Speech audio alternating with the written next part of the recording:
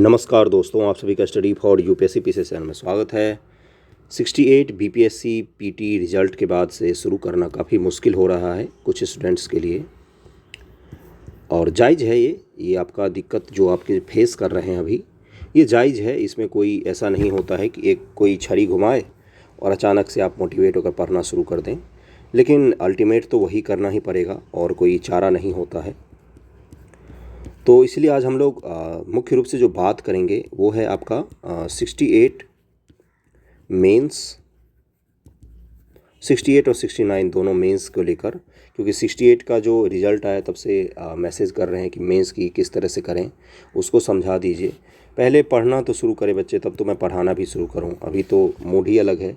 खैर कोई बात नहीं, कुछ दिनों तक ये फेज़ चलेगा, कुछ दिनों का ये फेज़ सामान्य होता है, इससे गुजरना ही पड़ता है, कोई और चारा नहीं है आपके पास। जितनी जल्दी आप स्वीकार करके इसको आगे बढ़ेंगे उतना ही ज़्यादा अगले एग्ज़ाम में नेक्स्ट जो आपका 69 होगा उसमें सिलेक्शन की पॉसिबिलिटी उतनी ही अधिक होती जाएगी आपकी।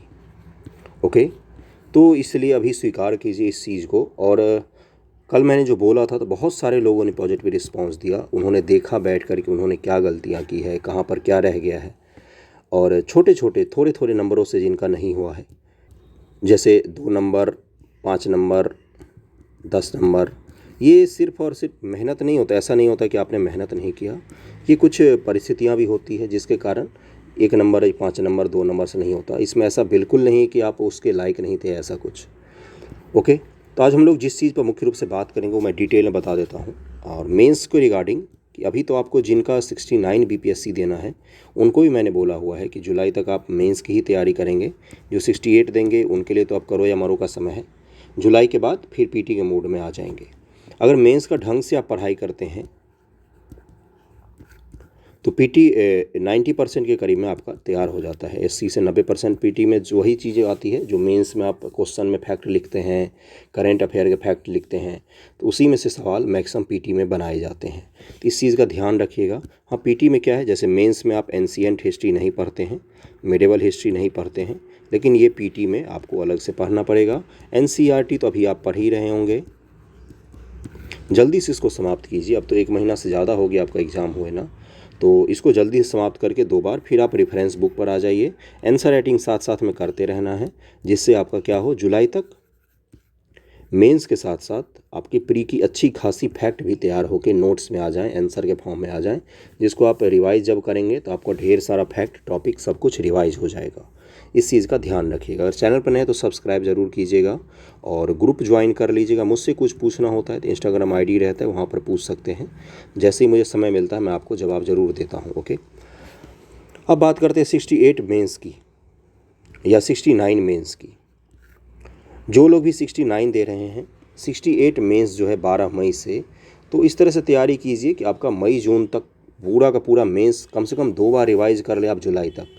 मेंस तक का कम से कम जून तक, जो 12 मई का डेट है, इसमें जिनको 69 देना है कोशिश कीजिए कि आप भी इस समय तक एक बार कम से कम पढ़ लें। फिर आप जुलाई तक में 2 बार और पढ़ लें, जिससे आपका मेंस इतना अच्छा तैयार हो जाए कि पीटी के आधे से ज़्यादा फैक्ट उसमें तैयार हो जाएं, और पीटी के बाद मेंस के लिए आप अपने आप तैयार रहें 69 के लेकर। मेंस में 4 पेपर 5 पेपर मुख्य रूप से होते हैं। GS1 है, एक GS2 है, एक हिंदी है, एक निबंध का पेपर है और एक ऑप्शनल पेपर है। ये 5 पेपर हैं आपके, 5 पेपर होते हैं। इसमें से हिंदी और ऑप्शनल जो है ये केवल पास करना है आपको। ऑप्शनल का पास करने का कैटेगरी अलग अलग है सभी के लिए, हिंदी का एक समान ही रूप से है। आसान पेपर होता है हिंदी का, अलग से पढ़ने की कुछ खास ज़रूरत नहीं पड़ती है। कुछ अगर आप व्याकरण पढ़ लेते हैं और इतना सारा निबंध लिखने की तैयारी आप करेंगे ही, तो सामान्य से सवाल होते हैं, कोई ज़्यादा उसमें टेंशन लेने की बात है नहीं हिंदी में। ऑप्शनल की बात पहले ही कर लेते हैं। ऑप्शनल आपको बैचलर डिग्री के सवाल लगभग में पूछे जाएंगे, मतलब जो BA BSc BCom BTech में आप पढ़ते हैं, और उसके सवाल जो होते हैं ये आपको PYQ से तैयार हो जाएंगे। ध्यान रखिएगा GS के किसी सब्जेक्ट को ही ऑप्शनल रखेंगे तो ज़्यादा सही रहेगा, जिससे आपको अलग से कोई चीज़ ना पढ़ना पड़े। और जो PYQ होते हैं यूपीएससी के, एनडीए के, सीडीएस के, नेट जीआरएफ के, पीसीएस के, इनके PYQ को अच्छे से रिवाइज करके जाइएगा तो आपका हो जाएगा वहाँ पर। ओके, ऑप्शनल में हो जाएगा। 40% नंबर ऑप्शनल में जनरल कैंडिडेट्स को चाहिए, बाकी 32% SC ST OBC वगैरह को चाहिए। SC ST को, OBC को 36.5 है। देखो देख लीजिएगा, पिछले वीडियो मैंने बताया था कितना किसको परसेंटेज चाहिए। मतलब 40% आपको सवाल, 40 सवाल सही करने हैं 100 में से। निगेटिव मार्किंग नहीं है इसमें, इस चीज़ का ध्यान रखिएगा। अब मुख्य रूप से हम लोग बात करेंगे GS1, GS2 और ऑप्शनल की। उसके बाद से GS1, GS2 निबंध की, करंट अफेयर की। GS1 का पहले मैं सिलेबस दिखा देता हूँ आपको, उसके बाद हम लोग बात करेंगे। GS1 में सामान्य अध्ययन प्रश्न पत्र 1, भारत का आधुनिक इतिहास और भारतीय संस्कृति, रेखांकित कर लीजिएगा इसको अलग से। राष्ट्रीय और अंतर्राष्ट्रीय महत्व का घटनाक्रम, यानी कि करंट अफेयर लिखा हुआ है आपके पेपर में, ना कि IR लिखा हुआ है। इस चीज़ का ध्यान रखिएगा। IR के पिछले साल 2 ही सवाल पूछे गए हैं। करंट अफेयर के सवाल, उसमें देश से रिलेटेड योजनाएं और इन सब से सवाल ज़्यादा पूछा गया था पिछले साल। सांख्यिकी विश्लेषण, आरेखन व चित्रण, ये सामान्य होता है, कोई ज़्यादा ज़रूरी नहीं कि मैथ्स बैकग्राउंड है तभी आप कर सकते हैं। ग्राफ का अगर आपको नॉलेज है, परसेंटेज का है, उसके बाद से समानुपात निकालना जानते हैं, अनुपात निकालना जानते हैं, बेसिक मैथमेटिक्स भी अगर आपको आता है, परसेंटेज वगैरह सब सामान्य, और गलतियां नहीं करते हैं। मिस्टेक इसमें एक अगर कैलकुलेशन में मिस्टेक होगा तो पूरा का पूरा DI आपका गलत हो जाएगा, सारे आगे का आंकड़े गलत होते जाते हैं। तो इसलिए ये आसान होता है, इसको ज़्यादा टेंशन मत लीजिएगा। इसका सबसे तरीका होता है कि पहले प्रीवियस ईयर क्वेश्चंस को अच्छे से प्रैक्टिस कीजिए, फार्मूला सहित, अगर कोई फार्मूला उसमें होता है तो। वैसे बिना फार्मूला के भी सवाल अधिकांशतः बन जाते परसेंटेज पर आधारित, लेकिन गलती करने का इसमें संभावना कम रखिएगा, क्योंकि एक गलती से पूरा का पूरा सवाल आपका गलत हो जाएगा। तो PYQ को आप रिवाइज करेंगे, RS अग्रवाल वगैरह की बुक में अच्छा खासा दिया हुआ रहता है। मुख्य रूप से PYQ को पहले फोकस कीजिएगा, जिससे आपका अच्छा खासा प्रैक्टिस हो जाए। गलती करने की संभावना को कम कीजिएगा, उससे आपका DI तैयार हो जाता है और अच्छा नंबर आ जाता है कम मेहनत में। ये इसकी खासियत है। लेकिन एक इसकी खराबी भी है कि एक गलती से आपका पूरा फिर बेकार भी हो जाता है। तो आसान भी है लेकिन थोड़ा सा कॉम्प्लिकेटेड पड़ता है अगर आप गलतियां करते हैं तो। GS पेपर 2 का क्या है सिलेबस, उसको डिटेल में भी मैं अभी दिखाऊंगा सिलेबस। भारतीय राज्य व्यवस्था, यानी कि गवर्नेंस है, पॉलिटी नहीं है, इंडियन गवर्नेंस है, राज व्यवस्था है। भारत सरकार और बिहार सरकार की जो गवर्नेंस है ना, सरकार की संरचना वगैरह, उसी से सामान्यतः सवाल पूछे जाते हैं। इंडियन इकोनॉमी, भारत का भूगोल, भारत के विकास में विज्ञान और प्रौद्योगिकी की भूमिका और प्रभाव। साइंस नहीं है, साइंस टेक है, इस चीज़ का ध्यान रखिएगा। टेस्ट सीरीज वगैरह सब पर भी हम लोग बात करेंगे। विज्ञान प्रौद्योगिकी की भूमिका भारत के विकास में, यानी कि एग्रीकल्चर रिलेटेड और डिफेंस रिलेटेड, या कोई टेक्नोलॉजी भारत सरकार ने बनाई है, मिसाइल टेक्नोलॉजी हो गया, इसरो हो गया, DRDO हो गया, इन सब से सवाल आपके पूछे जाएंगे धराले तरीके से। GS1 का डिटेल में क्या लिखा हुआ है उसको थोड़ा सा ध्यान से पढ़िएगा। आधुनिक भारत, बिहार के विशेष संदर्भ में इतिहास और भारतीय संस्कृति के अंतर्गत लगभग 19वीं शताब्दी के मध्य भाग से लेकर इतिहास की रूपरेखा। आधुनिक भारत, बिहार के विशेष संदर्भ में, यानी कि जो भी टॉपिक आप पढ़ेंगे, कोई आंदोलन पढ़ रहे हैं तो उसमें बिहार का संदर्भ को ध्यान रखिएगा, अलग से पढ़ना है, उसको लिखना भी पड़ेगा आपको सवाल में अगर पूछता है तो। भारतीय संस्कृति के अंतर्गत 19वीं शताब्दी के मध्य भाग से लेकर देश के इतिहास की रूपरेखा, यानी कि 1850 के बाद जो भी घटनाक्रम हुए हैं 1947 तक, आज़ादी तक, वो सब कुछ आपको पढ़ना है, सारे टॉपिक पढ़ना है। शॉर्ट आंसर दिया है, तो पिछले साल वाला कार्यक्रम मत करके जाना कि 13 टॉपिक पढ़ के गए, GS1 ने वहीं से पूछा और वहीं से लिख के आ गए, ऐसा कुछ भी इस बार नहीं होगा। शॉर्ट आंसर है तो आपको कहीं से भी सिलेबस में से शॉर्ट आंसर पूछेगा और आपको लिखना पड़ेगा। टाइम टेकिंग होगा पेपर, पेज कम पड़ेंगे पेपर में, और लिखने की क्षमता थोड़ी सी अच्छी खासी होनी चाहिए आपकी। गांधी, रविन्द्रनाथ टैगोर, नेहरू संबंधित प्रश्न भी सम्मिलित होंगे। इन तीनों से एक सवाल जरूर पूछे जाते हैं, गारंटेड पूछे जाते हैं। बिहार के आधुनिक इतिहास के संदर्भ में प्रश्न इस क्षेत्र में पाश्चात्य शिक्षा, प्रौद्योगिकी शिक्षा के समेत आरंभ, विकास से पूछे जाएंगे। बिहार में शिक्षा का विकास, उसका इतिहास पूछा जाएगा। इसमें भारतीय स्वतंत्रता संग्राम, बिहार की भूमिका से संबंधित प्रश्न रहेंगे। ये प्रश्न मुख्यतः संथाल विद्रोह, नोट कर लीजिएगा, यहाँ से सवाल खूब पूछे जाएंगे। बिहार में 1857 बिरसा का आंदोलन, 1857 बिरसा का आंदोलन, चंपारण सत्याग्रह, 1942 का भारत छोड़ो, इन सब से सवाल तो बंधे हुए गारंटेड रहेंगे। इसके अलावा छोटे छोटे जो टॉपिक होंगे, बंगाल विभाजन होगा, स्वदेशी आंदोलन होगा, उदारवाद होगा, उग्रवाद होगा, क्रांतिकारी होंगे, इन सब से सवाल पूछे जाएंगे। 67वीं में भी उन्होंने उदारवाद से पहली बार सवाल पूछा था, उससे पहले कभी भी नहीं पूछा गया था 67वीं से पहले उदारवाद से संबंधित सवाल। उसके बाद परीक्षार्थियों से आशा की जाती है मौर्य काल, पाल काल की कला पटना कलम चित्रकारी की मुख्य विशेषताओं से परिचित होंगे। सांख्यिकी विश्लेषण आरेखन और सचित्र निरूपण संबंधित विषयों में सांख्यिकी आरेखन और चित्रात्मक रूप से प्रस्तुत सामग्री की जानकारी के आधार पर सहज बुद्धि प्रयोग करते हुए निष्कर्ष निकालना, और ये सब आपका DI का हो गया। मतलब मौर्य, पाल और पटना कलम, इनसे जुड़े हुए सवाल भी पूछे ही जाते हैं। लगभग में हर साल इसमें से एक आध सवाल रिपीट किए जाते हैं। उसके अलावा वहाबी विद्रोह वगैरह से सवाल भी खूब पूछे गए हैं, उस चीज़ को ध्यान में रखिएगा। GS2 का सिलेबस थोड़ा सा ही लिखा हुआ है, लेकिन काफ़ी ज़्यादा विस्तारित है ये। भारतीय राज्य व्यवस्था संबंधित खंड में भारत और बिहार की राजनीतिक व्यवस्था संबंधित प्रश्न होंगे। बिहार और भारत के जैसे राज्यपाल हो गया, जातिगत राजनीति हो गया, धार्मिक राजनीति हो गया, मूल अधिकार हो गया, DPSP हो गया, ये तो पॉलिटी का खंड हो गया। उसके अलावा ये सब राजनीतिक चीज़ें हो गई। राजनीतिक पार्टियों से संबंधित सवाल भी पूछे गए हैं कई सारे। चुनाव आयोग, इन सब से जुड़े हुए सवाल डिटेल में पूछे जाते हैं। GS1 और GS2 का कुछ लेक्चर होगा, लेक्चर बोल रहा हूँ मैं, लेक्चर तो है ही चैनल पर, और टॉपिक बनाए गए हैं मेंस के रिगार्डिंग, उसको भी देख लीजिएगा। उतना तो करना है मिनिमम, उसके अलावा जितना सिलेबस का हर टॉपिक है उसको तैयार करके जाइएगा। भारत की योजना और भारत के भौतिक आर्थिक अर्थव्यवस्था, बिहार और भारत के भूगोल संबंधित खंड के प्रश्न होंगे। सामाजिक भूगोल, आर्थिक, भौतिक, इन सबसे सवाल पूछे जाएंगे।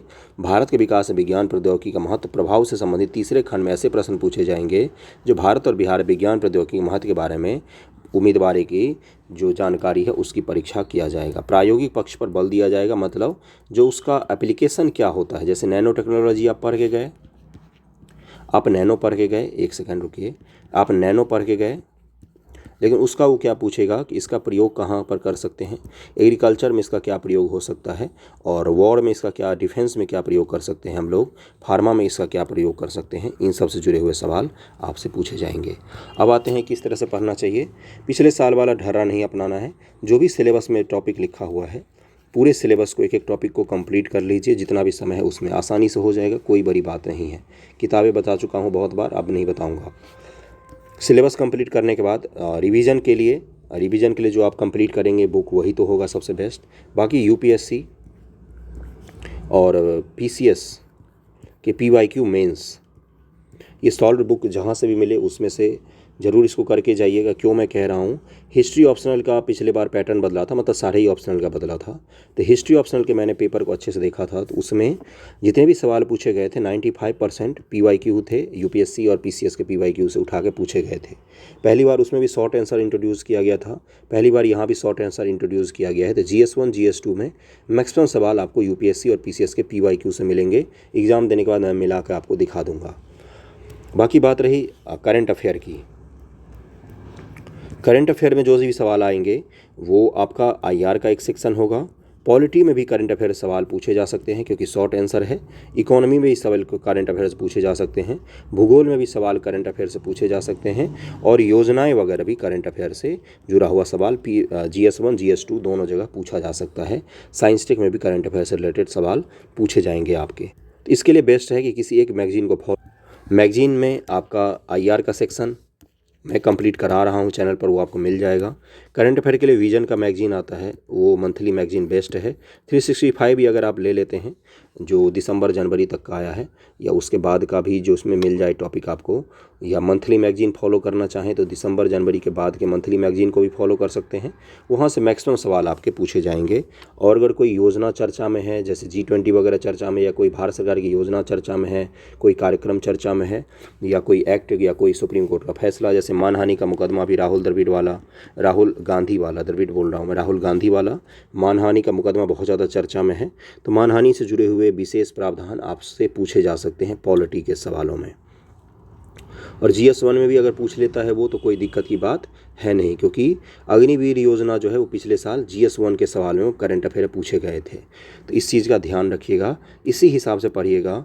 जो सवाल आपके पूछे जा सकते हैं उस टॉपिक को ज़्यादा जोर दीजिएगा। अब जैसे कोई जलवायु परिवर्तन संबंधी मुद्दा चर्चा में है, या COP चर्चा में है, तो इससे जुड़े हुए सवाल आपको देखने को मिल सकते हैं अपने पेपर में।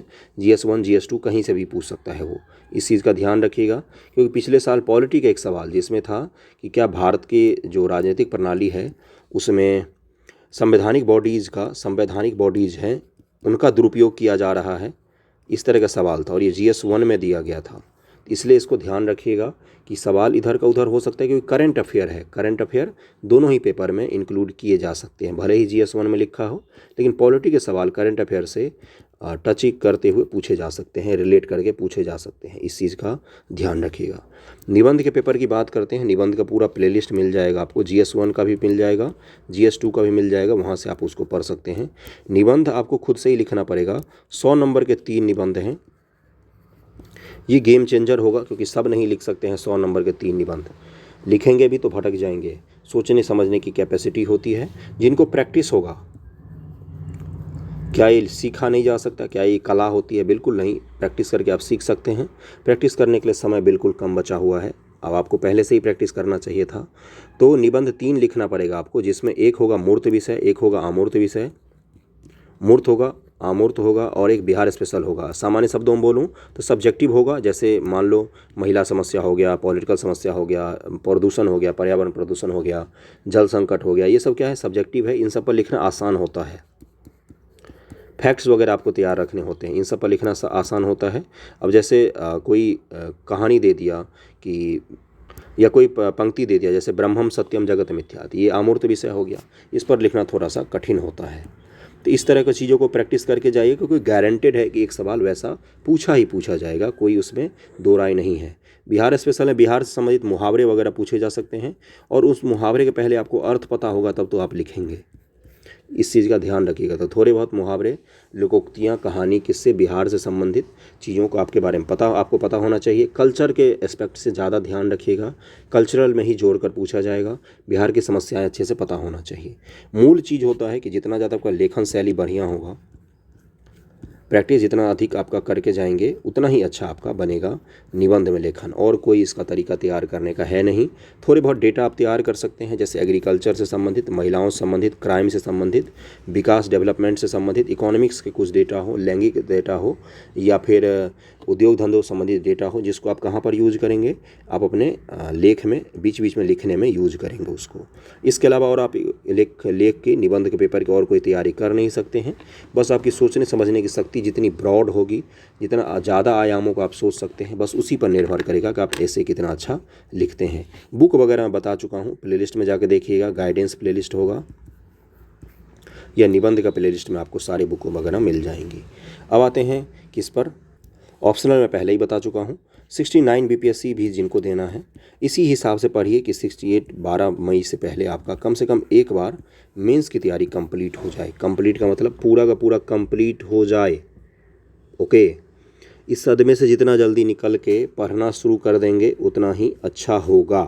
ओके, तो इस चीज़ का ध्यान रखिएगा, समय मत बर्बाद करिएगा, नहीं तो मार्च बीता है, मई आ जाएगा जल्दी ही, फिर जुलाई आ जाएगा, और फिर 30 सितंबर आके सामने बैठ जाएगा। कम ही दिन बचे हुए हैं, जल्दी से पूरा का पूरा सिलेबस कंप्लीट करने की कोशिश कीजिएगा। ओके, टेस्ट सीरीज़ की बात अब कर लेते हैं। टेस्ट सीरीज अगर आप ज्वाइन करना चाहते हैं मेंस को लेकर, प्री को लेकर तो अभी नहीं करना है, क्योंकि प्री का भी है ही नहीं, और अगर करते हैं तो वो भी गलत भी होगा। मेंस को लेकर अगर आप टेस्ट सीरीज अभी ज्वाइन करना चाहते हैं तो पहले एक बार सिलेबस तो कंप्लीट कर लीजिए, फिर टेस्ट सीरीज। टेस्ट सीरीज से आपको एक ही चीज़ का फ़ायदा मिलेगा, वो है क्वेश्चंस आपको काफ़ी सारे मिल जाते हैं, जिसको आप बैठकर लिख सकते हैं, और कोई बेनिफिट है नहीं। जितने भी कोचिंग हैं यहाँ पर, आस्था वगैरह, दृष्टि, विजन, जिनके भी आप टेस्ट सीरीज लगाना चाहें लगाएं। मुझे नहीं आइडिया है किन्हीं का, अगर किसी का लगाते हैं आप तो आपकी अपना वो होगा। क्वेश्चंस आपको काफ़ी सारे मिल जाते हैं, और लिखने की प्रैक्टिस बन जाती है। 3 घंटे में सवाल हल करने का एक टारगेट पूरा करने की थोड़ी सी विकसित हो जाती है, प्रैक्टिस हो जाती है।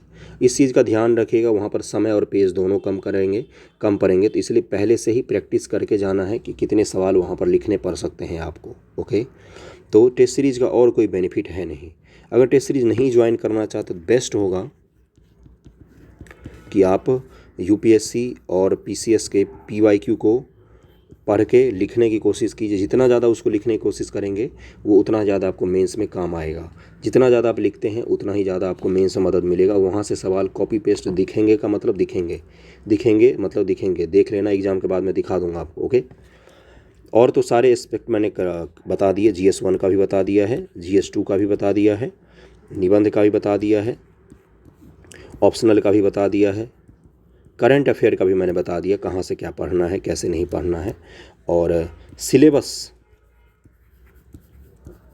बस यहीं से पूछा जाएगा। अगर कोई बोलता है कि मेरे बताए हुए टॉपिक से पूछा जाता है, मैंने GS1 के लिए पहले बताया था, GS 67 में मैंने बताया था, क्योंकि उस समय तक बंधा हुआ आता था, PYQ से सारे BPSC के ही प्रीवियस ईयर क्वेश्चन उठा कॉपी पेस्ट कर देता था। तो वैसा इस बार नहीं होगा, इस चीज़ का ध्यान रखिएगा। शॉर्ट आंसर है तो पूरा सिलेबस में से सवाल आएगा, सिलेबस में से ही सवाल आएगा, इस चीज़ का ध्यान रखिएगा। और कोई अगर ये बताता है कि ये 20 टॉपिक पढ़ के जाइए, 50 टॉपिक पढ़ के जाइए, तो वो ठगना हो गया, बेवकूफ़ बनाना हो गया। वैसा कुछ भी नहीं करना है, स्टंटबाजी, ओके। और भ्रम नहीं पालना है कि निबंध हम तैयार कर लेंगे अगर GS तैयार हो जाएगा, तो ये सबसे बड़ा झूठ होता है। निबंध की तैयारी आपको अलग से करनी पड़ेगी, पढ़ना पड़ेगा। लिखने की प्रैक्टिस मुख्य चीज़ होता है, सिलेक्शन के पीछे एक ही चीज़ ही होता है, लिखते आप कितना अच्छा है, ओके। बाकी क्वेश्चंस को लिखते रहिएगा। अगले वीडियो में जल्द ही मिलते हैं, जिसमें आगे के 69 BPSC को लेकर जो लोग दिग्भ्रमित हो गए हैं, नहीं उनको समझ में आ रहा है कैसे पढ़ें, उन पर जल्द ही हम लोग बात करते हैं। कोई डाउट हो तो कमेंट कीजिएगा, उस पर वीडियो आपको मिल जाएगा। थैंक यू सो मच आप सभी का।